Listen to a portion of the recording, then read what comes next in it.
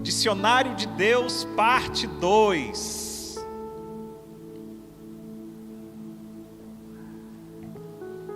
Eu acho que vai ser uma série, viu, gente? Acho que vai ter mais coisas aí. A porção que Deus tem para nós hoje, ela começou antes do feriado, do carnaval, quando a gente falou do dicionário de Deus. O que é esse dicionário de Deus? Para que você tenha uma fluência em qualquer língua, você precisa ter um vocabulário básico.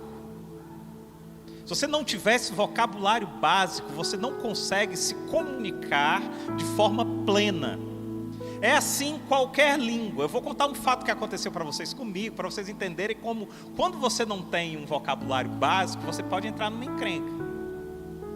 Quando eu tinha meus 19 anos, eu trabalho desde os 14, com 19 anos eu fui ser recepcionista de um hotel lá em Natal. Naquele tempo pouca gente falava inglês, e eu me aventurava. E aí o cara disse: você fala inglês? Eu disse: não, mas você pode deixar comigo que eu desenrolo. Não sabia nada. Aí ele: então o emprego é seu. Eu disse: está ótimo, estava precisando de um emprego. Fui para lá, estava lá na recepção do hotel e chegaram 2 americanos para fazer o check-in, né? E aí eu fiz o check-in deles e dei a chave para eles. Só que eu dei a chave de um quarto com cama de casal.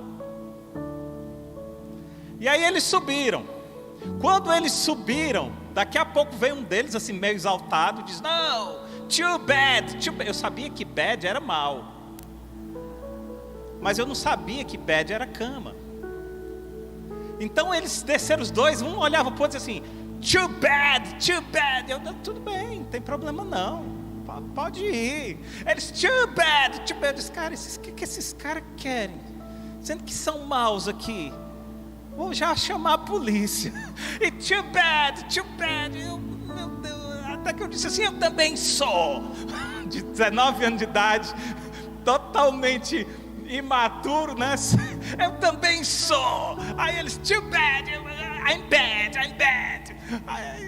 Aí chegou um mais experiente e disse: eles estão dizendo que eles querem 2 camas. Sorry. Aí eu dei a chave certa. Mas tudo isso é para dizer o seguinte: se você não tem um vocabulário básico, você vai entrar em encrencas. Você não vai conseguir transmitir uma fluência de comunicação. Amém?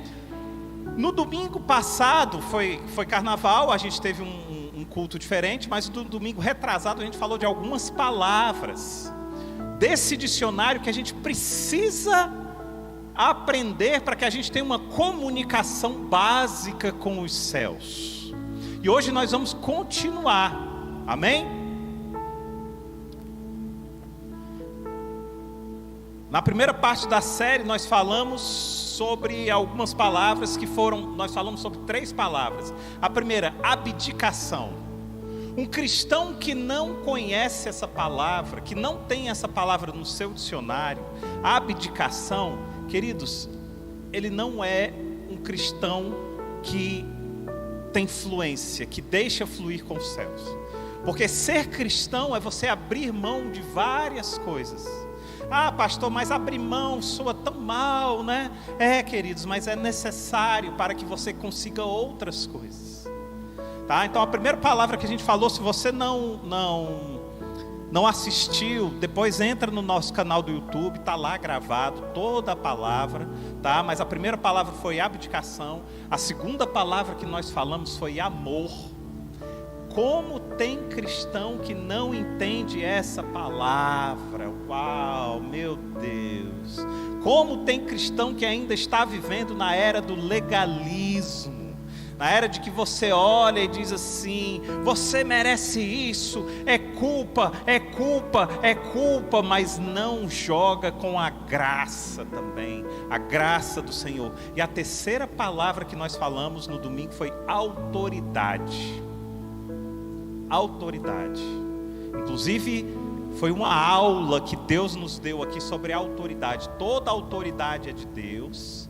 E aí Deus passa toda a autoridade para Jesus, e Jesus passa alguma autoridade para nós. Lembram disso? Quem lembra? Amém. E hoje a gente vai ampliar o nosso dicionário, incluindo algumas outras palavras, tá? Outra palavra que é importantíssima ter no dicionário do cristão, porque tem muito cristão que sequer conhece essa palavra, é a palavra bênção. Então abra sua Bíblia em Deuteronômio capítulo 30.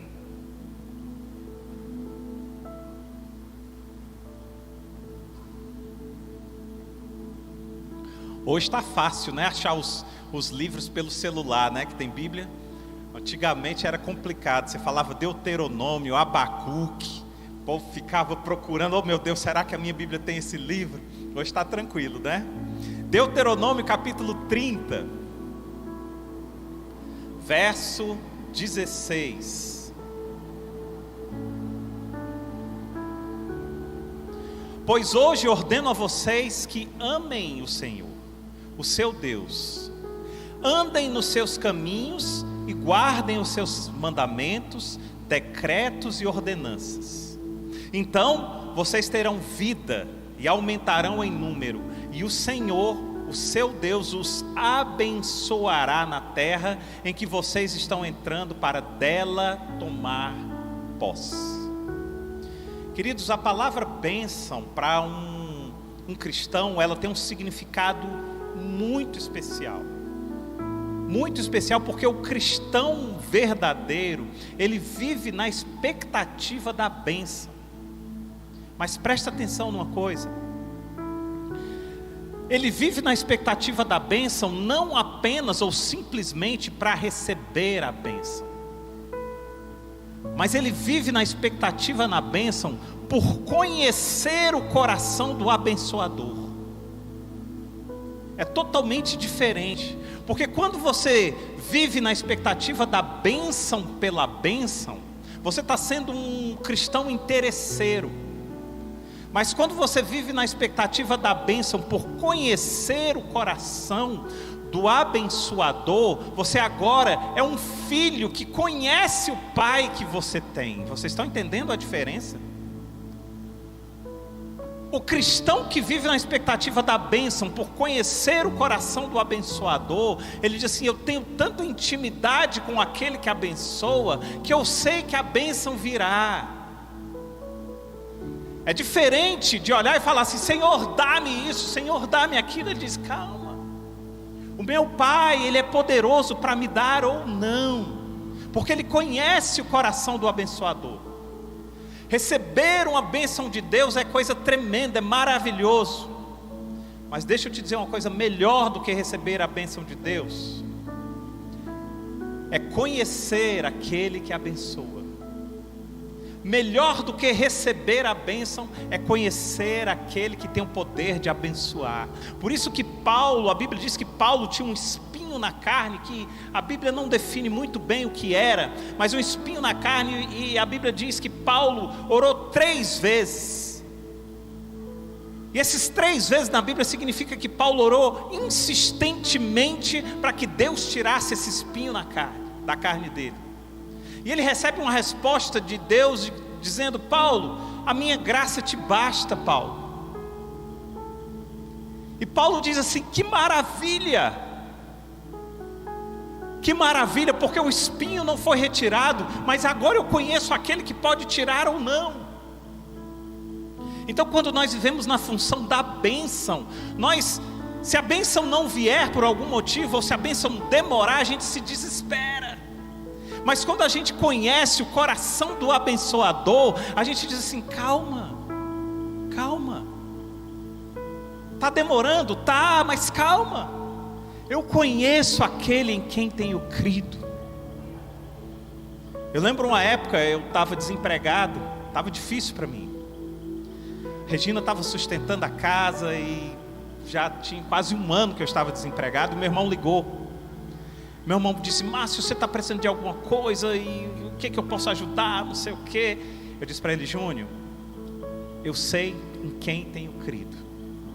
Essa foi a minha resposta, mas eu precisava viver a resposta que eu tinha dado.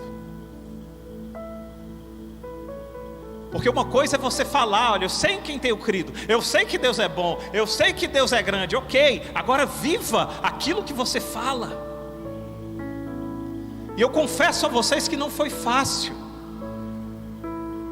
mas eu confesso que foi necessário viver aquilo que eu falava para poder receber a bênção no tempo certo, e não me desesperar no entretempo entre o que se pede e o que se recebe.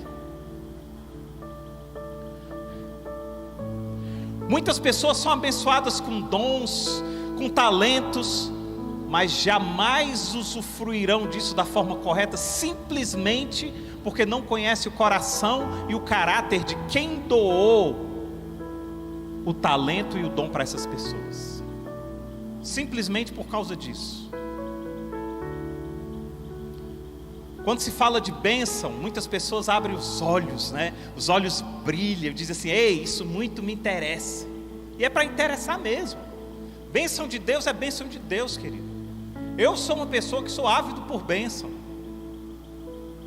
Quando eu entendi o que era a bênção na Bíblia, especificamente ali no Velho Testamento, os pais abençoando os filhos, eu botava a mão do meu pai na minha cabeça e disse: pai me abençoa, pai me abençoa. Meu pai nem entendia. E meu pai dizia: Deus te abençoe. Eu disse: não, Deus não, pai, eu quero a sua bênção. Diga assim: eu te abençoe em nome de Jesus. E meu pai: eu te abençoe em nome de Jesus. Amém. Meu pai morreu, eu fiquei pedindo à minha mãe morreu, eu pedi para os meus sogros. Uma vez reuni meus sogros e disse assim: olha, meu pai morreu, minha mãe morreu, e agora vocês vão me abençoar.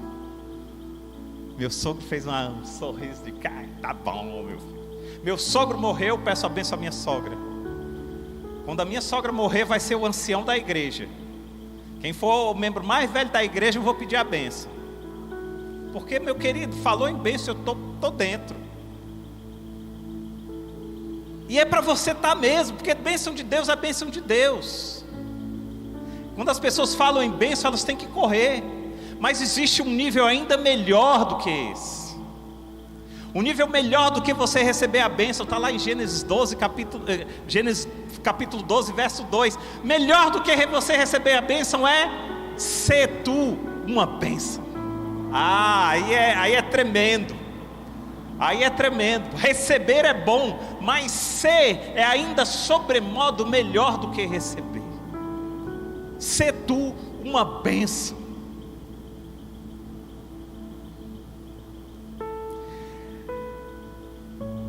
No nosso Comunhão em Mesa, eu acho que há umas 3 semanas, nós começamos, quem vai lembrar aqui, né? Se você ainda não participa do Comunhão em Mesa, está convidado a participar. É tremendo.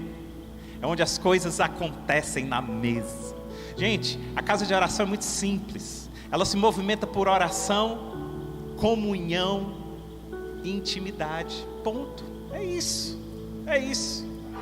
Não precisa muito mais do que isso. E no nosso Comunhão em Mesa de umas 3 semanas, eu comecei perguntando assim: quem aqui gostaria de ter um poder? Qual poder você gostaria de ter? Aí as pessoas voltaram a ser crianças, né? Eu queria ser o Hulk, queria ser fortão. Aí eu queria ser invisível, porque invisível é melhor, você entra onde você quer. Aí outros dizem: eu queria ser assim, tipo me transformar num mosquito, que aí eu entrava nas salas, não sei o quê. E aí as pessoas foram desenvolvendo isso aí. Mas presta atenção, você tem um poder. Uau! Gente, se a gente chegar lá na salinha das crianças e falar assim: ei, você tem um poder, eles já vão dizer: qual é? Mas Deus deixou um poder para você. Sabe qual foi o poder que Deus deixou para você? Abençoador. Deus deixou para você o poder de ser abençoador. Caramba! Estou me achando agora. Estou me achando. É por isso que eu chego para minha sogra e digo: me abençoa, você tem esse poder, me abençoa. Não no seu nome, mas no nome de Jesus, e ela me abençoa. É por isso que você tem o poder de abençoar os seus filhos. Ser tu uma bênção. Abençoe, Vá abençoando, não pela tua força, não pelo teu braço, mas pelo nome, pelo poder de Jesus. Ei, vocês estão usando esse poder?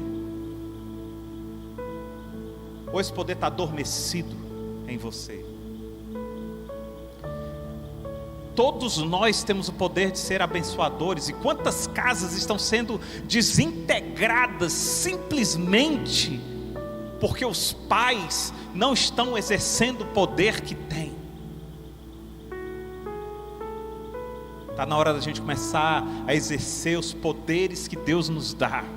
E quando Deus diz, sê tu uma bênção, Deus está dizendo assim, ei, eu coloco em você o poder de ser bênção para as pessoas. Eu coloco em você o poder de abençoar as pessoas. Abençoa, abençoa.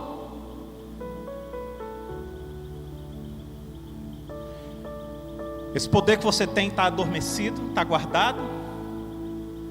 Então, queridos, a primeira palavra do nosso dicionário de hoje é bênção. Vamos para a segunda palavra. A segunda palavra é Bíblia. Parece notório, parece algo assim, pastor, mas falar de cristão tem que falar de Bíblia. Falar de cristão é jargão falar em Bíblia, querido. Mas tem muitos que não conhecem. Esse é o problema. O Brasil é o segundo maior país cristão do mundo. Se fizéssemos um quiz, acho que é quiz, né, o nome? Se fizéssemos um quiz, uma pesquisa, as pessoas, não sei se elas tirariam nota 5, 4, 3 talvez, 2 quem sabe, 1, né? Mas é importante. Imagine um advogado que não conhece de leis. Imagine. Eu sou advogado, você é advogado? Sou. Cara, e o que diz a lei? Não, cara, eu não conheço nada de lei. Como é que você é advogado? Imagine um médico que não conhece doenças, nem conhece nada sobre farmacologia, remédios, nada. Dá para imaginar. Doutor, eu estou com uma dor de cabeça, meu querido, isso é grave. E aí o que eu faço? Doutor, calma, tenha calma. Tá, doutor, e aí o que eu faço? Calma, meu querido, procure um especialista. Sim, eu estou aqui, doutor, calma, não é bem assim não. Você chega para um advogado e diz, olha, fui demitido, será que eu posso entrar com uma causa? Calma, vamos procurar alguém que entende. Mas eu não estou no lugar não. E aí nós somos esse cristão que não conhecemos nada da Bíblia.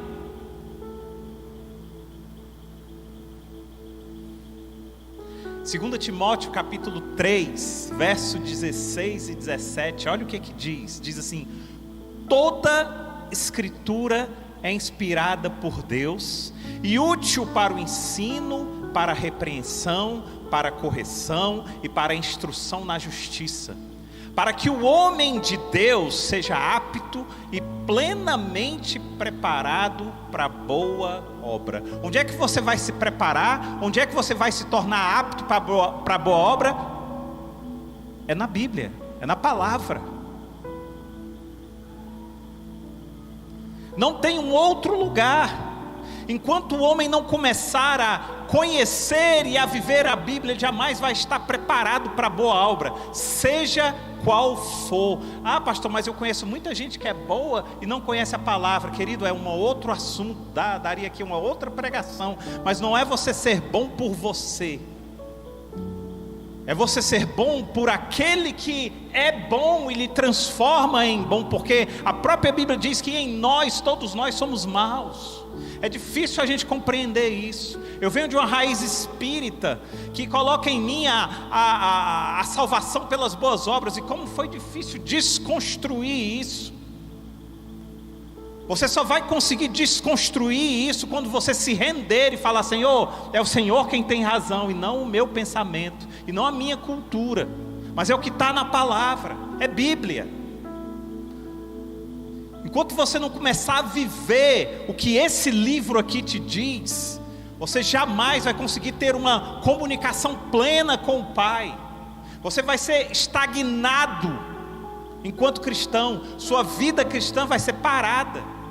O salmista, ele entendeu isso, e lá no Salmo 119 ele diz assim: a tua palavra é lâmpada que ilumina os meus passos, e luz que clareia o meu caminho. Agora pega essa verdade: aquele que não se alimenta da palavra é um desnutrido espiritual. Você pode estar saradão, se você não se alimenta da palavra, você é um desnutrido espiritual. Você pode ter lido vários livros, mentalmente você está super bem, mas alimente-se também do Espírito. Mateus 4,4, Jesus usa uma relação muito interessante. Ele diz assim: está escrito, nem só de pão viverá o homem, mas de toda palavra que procede da boca de Deus. Ele está dizendo: olha, o que me alimenta não é só o pão, mas a palavra que procede da boca de Deus, essa também me alimenta. E se eu não me alimento dessa verdade, por mais pão que eu tenha, por mais pão que eu consuma, eu sou um desnutrido espiritual. E é assim. Quantos cristãos desnutridos nós temos hoje nas igrejas? E eu não estou falando de evangélicos, de cristão, de católicos. Eu estou falando de cristão. É aquele que se diz, é aquele que se denomina. Quantos? E preste atenção, quando Jesus fala isso, lá em Mateus 4,4, quando ele diz: está escrito, nem só de pão viverá o homem, mas de toda a palavra que procede da boca de Deus. Jesus tinha acabado de jejuar 40 dias. Jesus estava fraco fisicamente, mas Jesus estava forte espiritualmente. A Bíblia diz que quando Jesus vai para o deserto, ele começa a jejuar. E quando ele começa a jejuar, 40 dias ele jejuando, aí a Bíblia diz, e aí ele tem fome. E aí quem é que aparece? O diabo. Se és o Filho de Deus, está com fome, transforma essa pedra em pão para você comer. E Jesus podia fazer isso. E aí Jesus diz essa célebre frase: está escrito, nem só de pão viverá o homem, mas de toda palavra que procede da boca de Deus. Já falei isso uma vez, vou repetir. Uma vez eu estava conversando com um cara, o cara disse assim: ah, mas aí, nesse caso o diabo foi ingênuo. Eu olhei e disse: caramba, eu estou conversando com um professor do diabo. Meu Deus, o cara que vai dar aula para o diabo, meu Deus, o Senhor tem misericórdia de mim. Eu olhei para o cara e disse: por quê? Já pensou, o cara, o diabo foi ingênuo? Eu disse: caramba, quem é você, meu filho? Você é o pai do Satanás? Aí disse: foi ingênuo, porque o diabo esperou Jesus jejuar 40 dias, por isso Jesus estava forte para enfrentar o diabo. Ei, está errado. O diabo não esperou Jesus jejuar 40 dias para atacar. Jesus jejuou 40 dias quando o diabo atacou. É diferente. O dilúvio não veio quando a arca estava pronta. A arca estava pronta quando o dilúvio veio. É diferente. Começa a aprontar a sua arca, começa a jejuar, porque quando o diabo vier, você está forte, querido. É diferente. É totalmente diferente. Ele olhou para mim e disse: eu disse: Senhor, obrigado por aplacar a fúria. Mas é assim. A gente espera o problema vir para depois pensar em se preparar. Prepare-se agora. A Bíblia diz que assim que Jesus pisa no deserto, ele começa a jejuar. Está passando por um deserto? Há quanto tempo? E há quanto tempo você tem jejuado? Há quanto tempo você entrou no jejum? É a primeira coisa, querido. Primeira coisa.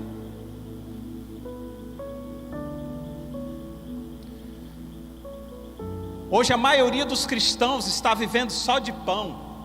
E haja pão, porque cristão come, querido. Quem aqui vai para a festa de cristão sabe que bebida não tem não, mas comida Tem aos montes, que cristão gosta de pão, né? Mas tem cristão comendo muito e se alimentando pouco. Nós estamos falando de alimento, alimento sólido espiritual. É isso que vai te manter em pé, querido. É isso que vai te manter preparado. Nós precisamos nos alimentar mais. E a gente se alimenta na palavra. Nem só de pão viverá o homem, mas de toda palavra que procede da boca de Deus. Tiago percebeu algo triste naquela época, que ele estava vivendo na época bíblica. Então ele escreve uma epístola e ele diz algo assustador. Tiago diz assim, lá em Tiago 1:22, ele diz assim: sejam praticantes da palavra e não apenas ouvintes, enganando a vocês mesmos. Agora, tristeza maior é perceber que passados milhares e milhares de anos depois que Tiago escreve essa verdade aí, sejam praticantes da palavra e não só ouvintes, enganando a vocês mesmos. Passado milhões de anos, nós continuamos da mesma forma, sendo ouvintes e não praticantes da palavra. Essa é a tristeza maior. E deixa eu te dizer uma coisa, pega isso, que você vai precisar. Nas suas principais lutas, preste atenção, não estou falando na lutinha do dia a dia não estou falando nas coisas básicas do dia a dia não. Nas suas principais lutas, você vai precisar da palavra. É da palavra. É isso que você vai precisar. Portanto, comece a jejuar agora. Portanto, comece a construir a sua arca agora. Portanto, comece a viver e a vivenciar e a conhecer a palavra, a Bíblia agora. As principais lutas você vai precisar é da palavra. Paulo sabia disso. E Paulo foi um dos homens que passou por as maiores lutas que você pode imaginar. E ele usa isso exatamente para ilustrar e para nos ensinar. Olha o que Paulo diz em Efésios capítulo 6, verso 17. Paulo diz assim: usem o capacete da salvação e a espada do Espírito, que é a palavra de Deus. Agora, espada naquele tempo era a principal arma de guerra, querido. O que Paulo está dizendo? Ele está dizendo assim: olha, as guerras que você vai precisar, que você vai passar, você vai precisar de armas fundamentais. E a arma fundamental, que é a espada, é a palavra de Deus.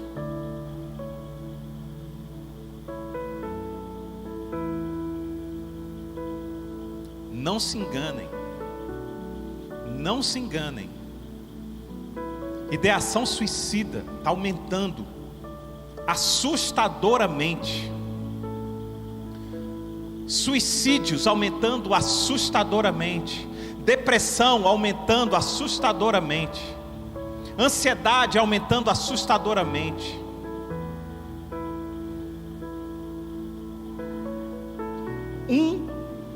Dos remédios.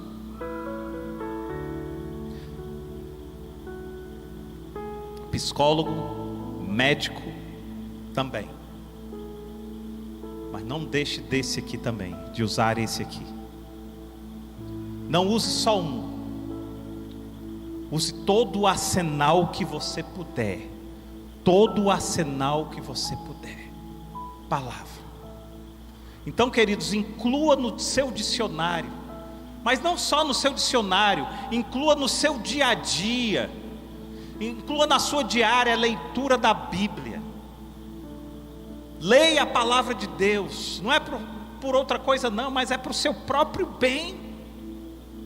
É para o seu próprio bem. Sexta palavra do nosso dicionário. Vocês estão percebendo que a nossa comunicação com os céus às vezes não está tão boa assim? Vocês estão percebendo que a gente precisa melhorar o nosso vocabulário com Deus? Vocês estão percebendo que a gente precisa ampliar o nosso dicionário? Pois vamos para a terceira palavra. Sexta palavra, né? Que contando com as que já foram. Terceira de hoje, sexta total. Comunhão. A gente ainda está na letra C, querido. Comunhão. O cristão, ele é chamado a viver comunhão. Hoje lá no grupo de membros da igreja, eu coloquei um vídeo sobre mesa e comunhão. Lembram disso? O cara explicando o porquê a mesa cura. O cristão, ele é chamado para comunhão. O cristão, ele é chamado para partilha. O cristão, ele é chamado a suportar e a desfrutar da comunhão com os irmãos.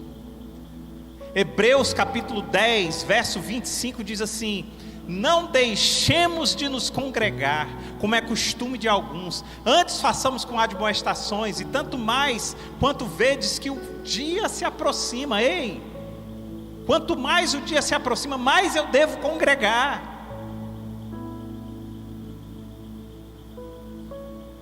Tudo na vida tem um preço e um benefício. Ser cristão tem um preço, mas o benefício é enorme, os benefícios são tremendos. É na comunhão que nós encontramos a admoestação, é na comunhão que nós encontramos conselho, é na comunhão que nós encontramos encorajamento, é na comunhão que nós encontramos partilha, é na comunhão que nós encontramos amor, carinho, é na comunhão que nós encontramos atenção, companheirismo, crescimento, consolo, edificação. Você quer mais benefício do que isso? Eu sou de outra geração, mas quem aqui já tem mais de 50 sabe que no nosso tempo a gente corria na rua, a gente jogava bola, a gente tinha não sei quantos amigos, e era comunhão o tempo todo, até brigava, daqui a pouco estava amigo de novo. Hoje em dia é tela. Aí eu tenho um amigo. Quem é o seu amigo? Ah, é o meu. Você já viu ele? Não, nunca vi, mas ele é meu amigo, mora lá no céu. Não é seu amigo não, cara. Comunhão, nós estamos perdendo essa questão da comunhão. E Deus, Ele diz para a gente: ei, eu quero que vocês se reúnam. Ah, pastor, mas eu não suporto o irmãozinho tal. Ah, pastor, mas a irmãzinha tal, ela fala pelos cotovelos, pastor. Sim, irmão, porque é na comunhão também que nós encontramos longanimidade, é na comunhão que nós encontramos paciência, é na comunhão que nós encontramos amor ao próximo. Comunhão, é na comunhão que eu suporto, e é na comunhão que eu sou suportado. É isso. 1 Tessalonicenses capítulo 5 verso 11 diz assim: consolai-vos pois uns aos outros e edificai-vos reciprocamente, como também estáis fazendo. Colossenses capítulo 3, versos 13 e 14 diz assim: suportai-vos uns aos outros, perdoai-vos mutuamente. Caso alguém tenha motivo de queixa contra outrem, assim como o Senhor vos perdoou, assim também perdoai vós. Acima de tudo isso, porém, esteja o amor, que é o vínculo da perfeição. Comunhão. Na comunhão nós encontramos a ajuda mútua, que é algo fundamental para a gente enfrentar os desafios, algo fundamental para a gente enfrentar as dificuldades e as tentações da vida. Pastor, mas isso é um encontro em Jesus. Eu sei, querido, e só Ele pode dar isso, mas é porque Ele gosta de usar pessoas. Ele gosta de usar o irmãozinho para te abençoar. É dele. A gente costuma dizer assim: quando o mar vermelho se abriu, Moisés, o exército do Egito estava vindo, e Moisés bate o cajado no mar vermelho, e o mar vermelho se abre, e aí o povo de Israel passa, e quando o exército do Egito vai passar, o mar se fecha. A pergunta que eu te faço é: quem abriu o mar vermelho? Foi Moisés ou foi Deus? Ah, pastor, foi Deus. Ah, mas quem foi que bateu o cajado? Foi Moisés. Foi Moisés que bateu o cajado, mas quem abriu o mar vermelho? Sabe por que essa dúvida na nossa cabeça? Porque Deus diz assim: sou eu que faço, mas eu quero usar você. A glória não é tua, querido, mas você é o vaso. Percebem? Então muitas vezes chega uma pessoa carente, uma pessoa precisando de uma palavra, uma pessoa precisando de um carinho, uma pessoa precisando de um bálsamo para falar com você. Aí Deus diz assim: ei, sou eu que vou curar, sou eu que vou fazer, mas eu quero usar você. É isso, comunhão, isso é comunhão. Pastor, mas eu continuo achando as pessoas muito complicadas, pastor. E são mesmo. E é por isso que Deus nos orienta a ter comunhão, porque assim como as pessoas são complicadas, nós também somos, né? E nós precisamos crescer uns com os outros, nós precisamos fazer com que os outros cresçam. Ei, você quer casar? Casar é complicado, filho. Casar é complicado. Primeira coisa que acontece, eu já vou dar uns spoilers aqui do curso. Primeira, está aqui um casal que fez o nosso curso, está ali outro casal que fez o nosso curso de noivos também. Quanto tempo de casamento já tem? 12 anos. Léo tem quanto? 10 anos. Fizeram o nosso curso de noivos. Um homem por si só, ele é diferente da mulher. Quando você une os dois, querido, faísca. Faísca. Mas dá certo. Quer saber como? Inscreva-se. Dá certo. Dá certo. Sabe por quê? Comunhão. Comunhão. Primeira coisa que você tem que saber: ei, os objetivos são comuns? Qual é o teu objetivo na tua casa, cara? Cara, o meu objetivo é tornar minha casa cada vez melhor. O meu ambiente de jardim do Éden. E como eu sou o cabeça, eu digo assim: esse é o nosso objetivo. Minha esposa, como ajudadora, ajuda a transformar. E a mulher, cara, quando a mulher faz, o negócio é maravilhoso. Meu filho já entra nesse ambiente e sabe, percebe e participa. Uau, que maravilha. Que maravilha. Agora, quando o meu objetivo é expor a minha vontade, prevalecer a minha vontade, expor a vontade dela e prevalecer a vontade dela, queridos, vocês vão ter um inferno. Um inferno. Primeira coisa, comunhão. O que é comunhão? Comunhão é o que é comum. E no casamento você precisa entender o que é comum a mim e a você. O que precisa ser comum a nós. É isso. Porque se não tiver o que é comum, vocês vão estar cada um para um lado. E a primeira coisa que precisa ser comum, pega isso. Primeira coisa que precisa ser comum no casamento: os dois têm que ter o mesmo Deus. Se o Deus de um não for comum ao Deus do outro, vai dar problema. Não sou eu que estou dizendo isso, é a palavra de Deus e são as experiências já acumuladas tanto tempo. Pega um livro chamado Antes de Dizer Assim, do autor Jaime Kemp, um livro que foi escrito há mais de 30 anos atrás. Ele descreve exatamente isso. Primeira coisa que tem que ser comum: o meu Deus tem que ser o Deus dela. Primeira coisa. A partir daí, outras coisas precisam ser comuns também. Provérbios 27, 17 vai falar de comunhão. Do outro lado da comunhão necessária, Provérbios 27, 17 diz assim: com o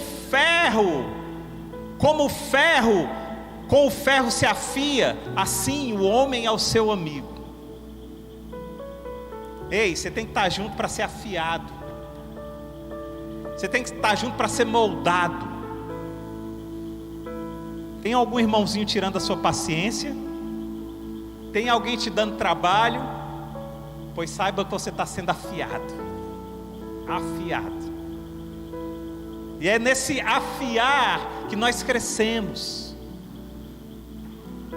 E outra coisa que é desenvolvida na comunhão é o amor. Nós falamos o amor da outra vez. João 13, 35 diz assim: nisto conhecerão todos que sois meus discípulos, se tiverdes amor uns para com os outros.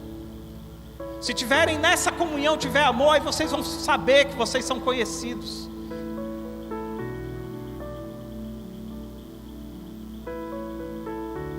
Pastor, mas eu não consigo ter amor pelo meu irmão, pastor. Não consigo.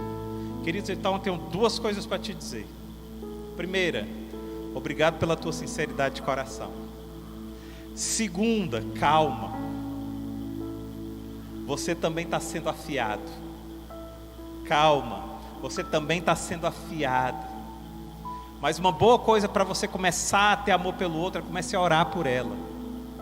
Comece a orar. Vai orando. Deseja o bem para ela. No começo vai ficar meio, não é isso que eu quero, mas lança palavras de bênçãos para ela. Aos poucos o seu coração vai sendo transformado. Aos poucos o seu pensamento vai sendo transformado. E você vai conseguindo mudar. Às vezes eu estou no trânsito e alguém chega e me fecha e me xinga, não sei o que, dá vontade de responder. Eu digo, não posso. Não posso, porque daqui não pode sair coisa ruim. Aí eu digo, meu Deus, e agora? Vai com Deus. Difícil mas necessário. Sendo transformado dia a dia. Acho que dá tempo mais uma palavrinha. Nossa 7ª palavra. Então a 6ª foi Bíblia. Como tem cristão que não tem Bíblia no seu dicionário? 7ª palavra. Ainda estamos em B, né? Vamos para o C. Essa aqui você vai ter que parar tudo. Essa palavra aqui. Essa é a palavra das palavras. Você já viu qual é a palavra mais importante do dicionário? É essa aqui que eu vou dizer agora. A palavra mais importante do seu dicionário tem que ser essa aqui que eu vou dizer agora. Logo depois dos nossos comerciais. Se a Daí está homem, diga logo. A palavra mais importante do seu dicionário, a palavra mais importante do dicionário do cristão tem que ser Cristo. Cristo. Jesus é o alfa e ômega. Jesus é o princípio e o fim. Jesus é a estrela da manhã. Nós cantamos isso aqui agora. Ele é a estrela da manhã. Você tem vivido o que você canta? Filipenses 2, versos de 8 a 10 diz assim, falando de Jesus: a si mesmo se humilhou, tornando-se obediente até a morte, e morte de cruz, pelo que também Deus o exaltou sobremaneira, presta atenção agora, e lhe deu o nome que está acima de todo nome, para que ao nome de Jesus se dobre todo o joelho nos céus, na terra e debaixo da terra, toda a língua confesse que Jesus Cristo é seu Senhor, para a glória de Deus Pai. É o nome que está acima de todo nome. Jesus. Tem alguém aqui que não tem Bíblia? Não fuja da bênção não, querido. Se tiver, fale a verdade. Tem alguém aqui que não tem Bíblia em casa? Pode levantar a mão, vai ser bênção. Todo mundo tem? Amém. A gente ia dar uma Bíblia para você de presente, Bíblia da casa de oração, mas graças a Deus que todo mundo tem. Graças a Deus. Um levantou ali. Receba. Fernando.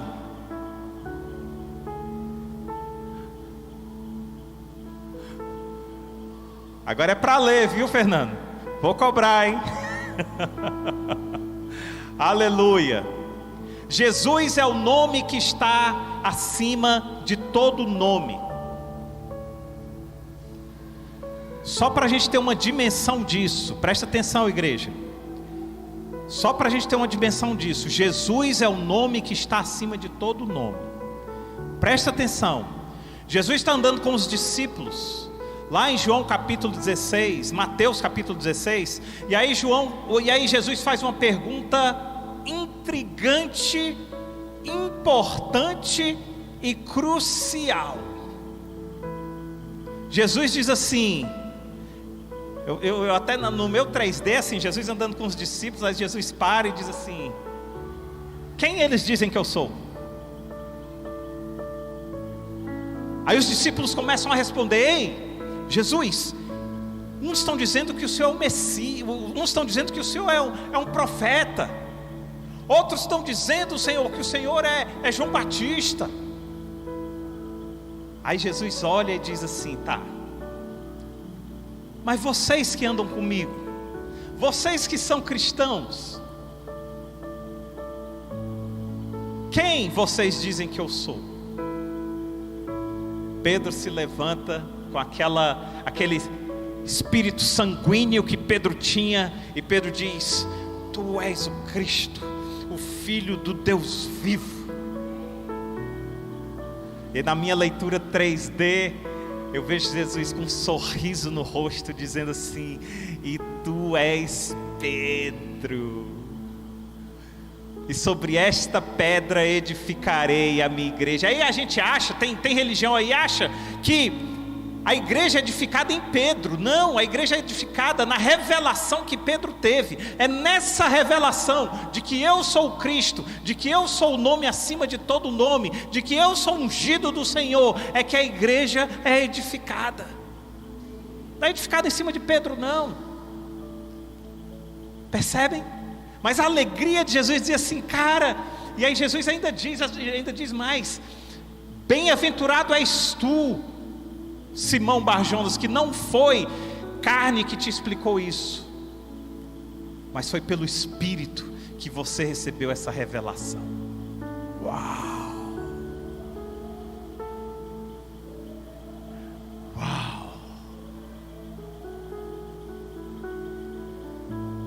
Bem-aventurado é você, Simão, filho de Jonas, porque isso não foi revelado a você por carne ou sangue, mas por meu Pai que está nos céus. Eu te digo, você é Pedro, e sobre esta pedra edificarei a minha igreja, e as portas do Hades, algumas versões diz Hades, outras diz inferno, não prevalecerão sobre ela, não poderão vencê-la. Eu darei a você as chaves do reino dos céus. Tudo que você ligar na terra será ligado nos céus, e o que você desligar na terra será desligado nos céus. Então advertiu os seus discípulos de que não contassem a ninguém que ele era o Cristo. Por quê? Se a ideia era contar, querido, revelação não se passa, revelação se vive. Eu não posso chegar para o meu vizinho e falar: cara, ele é o Cristo, e pronto. Eu tenho que dizer: cara, ele é. Você precisa experimentar. A gente estava assistindo ontem mais um capítulo do The Chosen. A gente está assistindo e Natanael vai falar com Jesus. Aí ele diz: ah, mas pode surgir alguém bom, não sei o que. Quando Jesus começa a falar para ele, daí Filipe, né, chega para Natanael e diz assim: cara, experimenta. Aí diz: como é que pode surgir alguém bom? Não acredito que ele é o Messias, não. Cara, experimenta. Não, experimenta. Quando Natanael vai chegando perto de Jesus, Jesus diz assim: ei, eu te vi lá embaixo da figueira, quando você estava chorando, quando você estava clamando, eu te vi lá, os meus olhos te viram. Natanael olha e diz: tu és o Cristo. Entendeu? Porque Jesus diz assim: ei, não conta para ninguém não, deixa que cada um vai ter a sua revelação, cada um no seu tempo tem a sua revelação. Calma, mas sabe o que você pode fazer? Experimenta. Ei, experimenta, cara. Experimenta. E quando Pedro diz que Jesus é o Cristo, Jesus diz para Pedro assim: Pedro, feliz é você, Pedro, bem-aventurado. Pedro, você é um cara feliz por ter tido essa revelação. Se você ainda não teve essa revelação, ei, experimenta. É uma alegria tremenda. E quem está falando isso para vocês é alguém que lutou muito para não ter essa alegria, achando que não era verdade, não era nada disso. Mas hoje eu estou aqui dizendo: eu simplesmente experimentei essa alegria. Aleluia. Agora presta atenção. Jesus disse para Pedro assim: eu darei a você as chaves do reino dos céus. Tudo que você ligar na terra será ligado nos céus, e o que você desligar na terra será desligado nos céus. Queridos, quando nós temos a revelação de quem verdadeiramente é Jesus, nós recebemos as chaves do reino. E você só pode ligar o céu na terra quando você sabe verdadeiramente quem é Jesus. Pode subir o louvor. Só se liga o céu na terra quando se tem noção exata da identidade de Jesus. Todo mundo quer ligar o céu na terra, mas poucos têm a noção exata de quem é Jesus. Tu és o Cristo, o Filho do Deus vivo. Amados, próximo domingo nós vamos continuar a nossa série Dicionário de Deus. Existem muitas palavras ainda que precisam ser esclarecidas, como essas estão sendo esclarecidas para nós. Existem muitas palavras que sequer nós vivemos no nosso dicionário. E se você quiser ter vida plena e comunicação plena com Deus, você precisa ampliar o seu vocabulário de cristão.